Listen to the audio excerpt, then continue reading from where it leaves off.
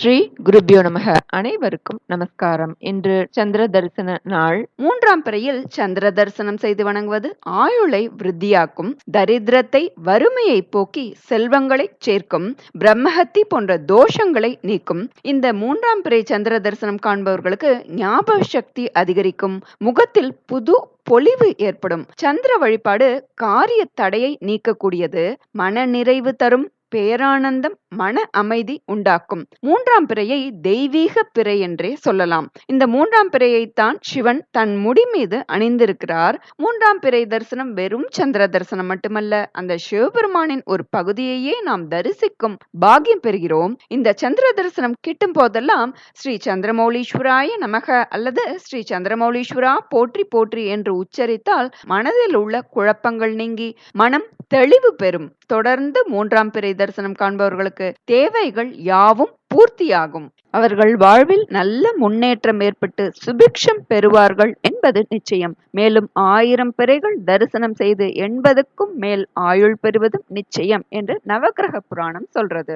இந்த நன்னாளில் நாம் மார்க்கண்டேயர் இயற்றிய சந்திரசேகராஷ்டக ஸ்தோத்திரம் பார்க்கலாம். அதனால் ஆயுள் ஆரோக்கியம் மேம்படும், அகால மரணம் மற்றும் கஷ்டங்கள் வராமல் தவிர்க்கப்படும். நாம ஸ்தோத்திரத்தை பார்க்கலாம். ஸ்ரீ சந்திரசேகராஷ்டகம்.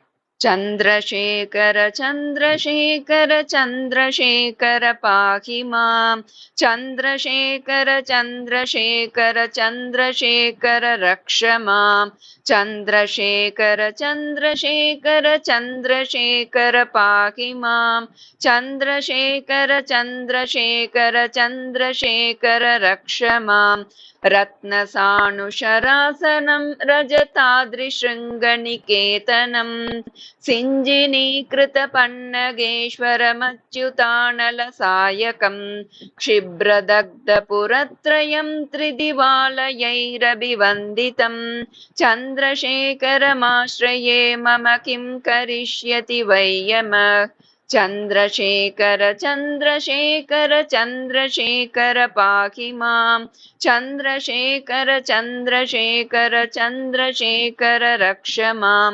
पञ्चपादपपुष्पगन्धिपदाम्बुजद्वयशोभितं, बाललोचनजातपावकदग्धमन्मथविग्रहं, भस्मदिग्धकलेवरं भवनाशनं भवमव्ययं, चन्द्रशेखरमाश्रये मम किं करिष्यति वै यमः, चन्द्रशेखर चन्द्रशेखर चन्द्रशेखर पाहि मां, चन्द्रशेखर चन्द्रशेखर चन्द्रशेखर रक्ष मां, मत्तवारणमुख्यचर्मकृतोत्तरीयमनोहरं, पङ्कजासनपद्मलोचन पूजिताङ्घ्रिसरोरुहं, देवसिन्धुतरङ्गसीकर शुभ्रजटाधरं, चन्द्रशेखरमाश्रये मम किं करिष्यति वै यमः, चन्द्रशेखर चन्द्रशेखर चन्द्रशेखर पाहि मां, चन्द्रशेखर चन्द्रशेखर चन्द्रशेखर रक्ष मां, यक्षराजसकम्बगाक्षहरं भुजङ्गविभूषणं, शैलराजसुतापरिष्कृतचारुवामकलेवरं, श्वेडनीलगलं परश्वतधारिणं मृगधारिणं, चन्द्रशेखरमाश्रये मम किं करिष्यति वै यमः, चन्द्रशेखर चन्द्रशेखर चन्द्रशेखर पाहि मां, चन्द्रशेखर चन्द्रशेखर चन्द्रशेखर रक्ष मां, कुण्डलीकृतकुण्डलेश्वर कुण्डलं वृषवाहनं, नारदादिमुनीश्वरस्तुतवैभवं भुवनेश्वरम्, अन्धकान्तकमाश्रितामरपादपं शमनान्तकं, चन्द्रशेखरमाश्रये मम किं करिष्यति वै यमः, चन्द्रशेखर चन्द्रशेखर चन्द्रशेखर पाहि मां चन्द्रशेखर चन्द्रशेखर चन्द्रशेखर रक्ष मां भेषजम्बवरोगिणामखिलापदामपहारिणं दक्षयज्ञविनाशनं त्रिगुणात्मकं त्रिविलोचनं भुक्तिमुक्तिफलप्रदं सकलागसङ्गनिबर्हणं चन्द्रशेखरमाश्रये मम किं करिष्यति वै यमः चन्द्रशेखर चन्द्रशेखर चन्द्रशेखर पाहि मां चन्द्रशेखर चन्द्रशेखर चन्द्रशेखर रक्ष मां भक्तवत्सलमर्चितं निधिमक्षयं हरिदम्बरं सर्वभूतपतिं परात् परमप्रमेयमनुत्तमम् सोमवारिण भूकुताशण सोमपाणिलकाकृतिं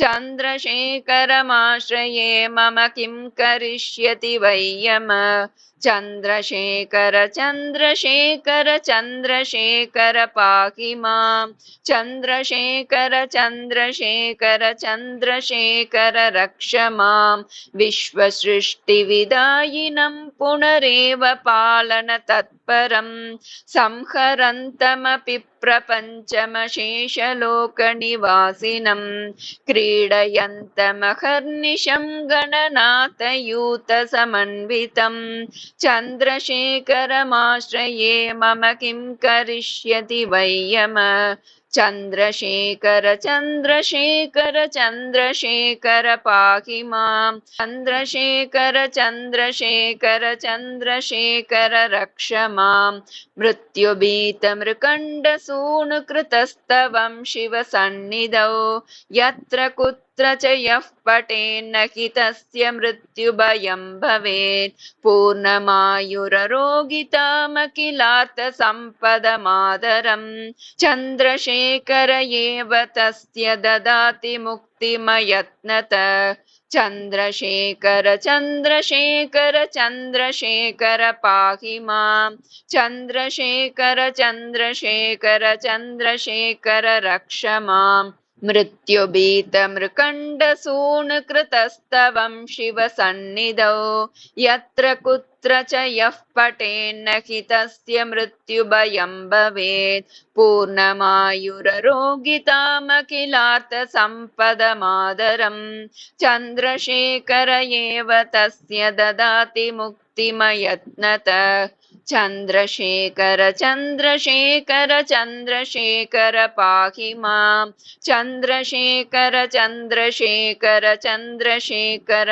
रक्ष मां चन्द्रशेखर चन्द्रशेखर चन्द्रशेखर पाहि मां चन्द्रशेखर चन्द्रशेखर चन्द्रशेखर रक्ष मां चन्द्रशेखर चन्द्रशेखर चन्द्रशेखर रक्ष मां चन्द्रशेखर चन्द्रशेखर चन्द्रशेखर रक्ष माम् इति श्रीशिवरहस्यान्तर्गतं श्रीचन्द्रशेखराष्टकं सम्पूर्णम् श्रीगुरुभ्यो நமக.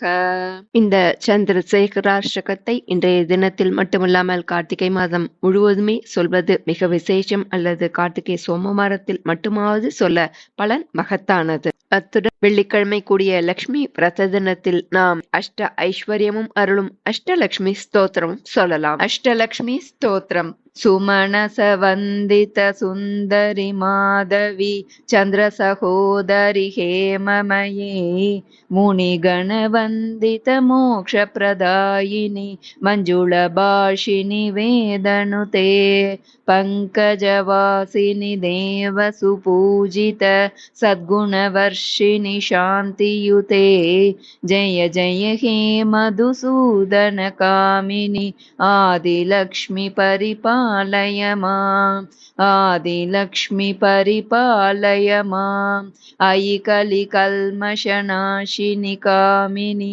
वैदिकरूपिणि वेदमये क्षीरसमुद्भव मङ्गलरूपिणि मन्त्रनिवासिनि मन्त्रनुते मङ्गलदायिनि पदाम्बुजवासिनि देवगणाश्रितपादयुते जय जय हे मधुसूदनकामिनि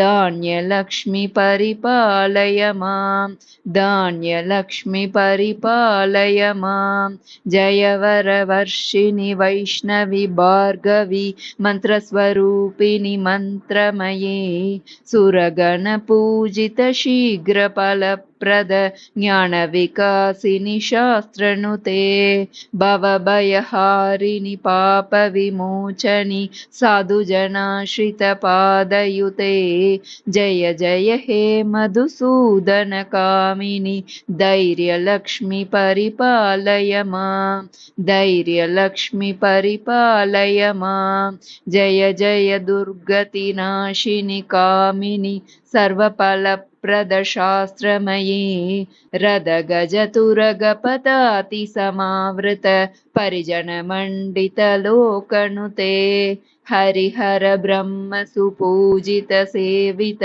तापनिवारिणि पादयुते जय जय हे मधुसूदनकामिनि गजलक्ष्मीरूपेण पालय मां गजलक्ष्मीरूपेण पालय माम् अयि खगवाहिनि मोहिनि चक्रिणि रागविवर्धिनि ज्ञानमयी गुणगणवारधि लोकहितैषिणि सप्तस्वरभूषितगाननुते सकलसुरासुरदेवमुनीश्वर मानववन्दितपादयुते जय जय हे मधुसूदनकामिनि संतानलक्ष्मि परिपालय मां संतानलक्ष्मि परिपालय मां जय कमलासिनि सद्गतिदायिनि ज्ञानविकासिनि गानमये अनुदिनमर्चित कुङ्कुमधूसर भूषितवासितवाद्यनुते कनकधरास्तुति वैभववन्दित शङ्करदेशिकमान्यपदे जय जय हे मधुसूदनकामिनि विजयलक्ष्मि परिपालय मां विजयलक्ष्मि परिपालय मां प्रणतसुरेश्वरि भारति भार्गवि शोकविनाशिनि रत्नमयी मणिमयभूषितकर्णविभूषण शान्तिसमावृत हास्यमुखे नवनिधिदायिनि कलिमलहारिणि कामितफलप्रदहस्तयुते जय जय हे मधुसूदनकामिनि विद्यालक्ष्मि सदा पालय मां विद्यालक्ष्मि सदा पालय मां दिमि दिमि दिन्दि दुन्दुभिनाद सुपूर्णमयी गुम गुम गुम शङ्खनिनाद सुवाद्यनुते वेदपुराणेतिहास सुपूजित वैदिकमार्गप्रदर्शयुते जय जय हे मधुसूदनकामिनि धनलक्ष्मीरूपेण पालय मां धनलक्ष्मीरूपेण पालय माम् अष्टलक्ष्मी नमस्तुभ्यं वरदे कामरूपिणि विष्णुवक्षस्थलारूढे भक्तमोक्षप्रदायिनि शङ्खचक्रगदाहस्ते विश्वरूपिणि ते जयः जगन्मात्रे च मोहिन्यै मङ्गलं शुभमङ्गलं जगन्मात्रे च मोहिन्यै मङ्गलं शुभमङ्गलं मङ्गलं शुभमङ्गलं मङ्गलं शुभमङ्गलम्।